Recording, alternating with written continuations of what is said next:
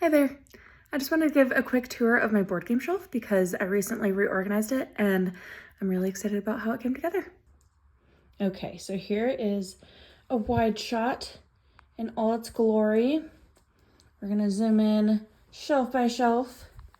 This is not me trying to, show off my game collection or whatever. I know I have too many, but more just talking about how I think about, keeping it in my home. So we've got 2-player games down here. Some more 2- and 1-player games. And then these next few shelves are all the shelves of shame. These are the new games that we have that we need to play. So a good collection there. Hi, kitty. But got some things to look forward to. Moving up, we've got a Harry Potter shelf. We've got a Star Wars shelf. Coming across here, we have cooperative games. More cooperatives. I'll give you a little peek behind there. These are also, a few of them are cooperative, and the few on the right, but starting to get into kind of an exploration, storytelling kind of theme. The left two in particular are very storytelling focused. And then kind of similar over here, these are, what was I calling this? Seek and discover. So you're looking around trying to find stuff. All right, up a shelf next to the Star Wars games, we have what we consider our classics. It's not the Monopoly and the Life and whatever, but these are the games that we've had for, I'm gonna say at least 10 years, that have been kind of a staple for us. We can always go back to it pretty easily. We know them very well. Into this shelf as well.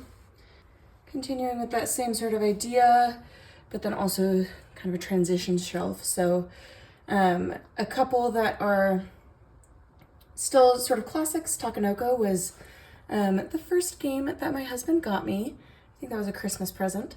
And some other pieces on this shelf. These are all easy to go back to. We've played a lot of times. Fun to teach to people, all that sort of stuff. And then on this left side, we're also starting to transition into the theme of the next one, which is all art and cuddly and cute. All right, and that leads into the next shelf up. I'm thinking I might actually want to swap these two, but not super important. This shelf here, I'm thinking of as like placement and like physical movement is really important. So like Hickory Dickory, for example, let me just pull that out real quick. This is a very new to us game. I think it's newer. I think it just came out in the past year or two.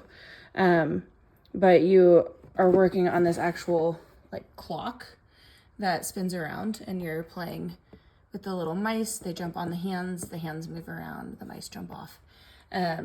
So very movement sort of focused, moving pieces. And now the reason that I was thinking I might want to swap it with this is because the theme of this shelf is cute and cuddly. I will just say Mycelia is another one that does fit right into this category. It's another one with a spinning piece. Everything here, very pretty, very cute, very calm. Not a lot of tight competition here, just kind of, enjoying a game together. And really beautiful art for all of it. All right, getting into then some difficulty ratings, I would say. So this and the next few shelves, these are all games that I think are pretty quick and easy to pick up on. So we've got a handful here. This shelf also in particular, except for Grim Forest. The rest are all like puzzle solving types of things. And it's all very simple. This is more party games. This is the stuff that, like, if I'm playing a game with people who are not really big gamers like we are, then we'll probably point to one of these to start with. This one is a bit empty, you can see. I think I might need some more games here, I don't know. But both of these games I grouped together because they are ones that, like, space on the board is very important. The more people that you have playing at once, like this Mycelia, we do have 2 games titled Mycelia. Very different gameplay though. This one does go up to 4 players. This one goes up to 6 players. Both of them, however, the more people you get involved, the more crowded it really starts to feel. Next up, here are a few games that a core mechanic is variable player powers. So Root and Vast are, I believe, by the same person. It's at least the same illustrator, you can see. Very similar illustration styles, which is one of the things that we love about these games. But those 2 in particular, like, different players have fully different ways of playing, different goals, different ways of winning, different things you're doing during your turn. So it's lots and lots of variability. Those can be difficult to get into if you are newer to board games. I had difficulty getting into them, and it can take me a little bit to really get used to it. But you know, once you figure out your character, it can be really fun. And then Robot Quest Arena, that one is more laid back. It's much more simple to get into, but you're all playing as your different robots, and we have very cute robot pieces.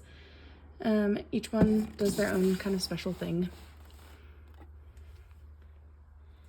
All right, next up. So if these down here were all games that I think anyone can really get into, then this is kind of taking it up just a notch. So, handful of games here. Just a little bit higher complexity, nothing too crazy, but it can be helpful if you have, you know, a bit more of a background in gaming.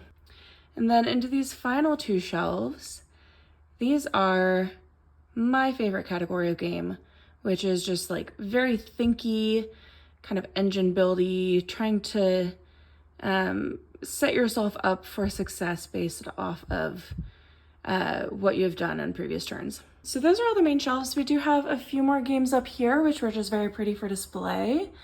Starting on the left with Canvas. Now, if this were not up here, it would fit just perfectly down here with our art shelf.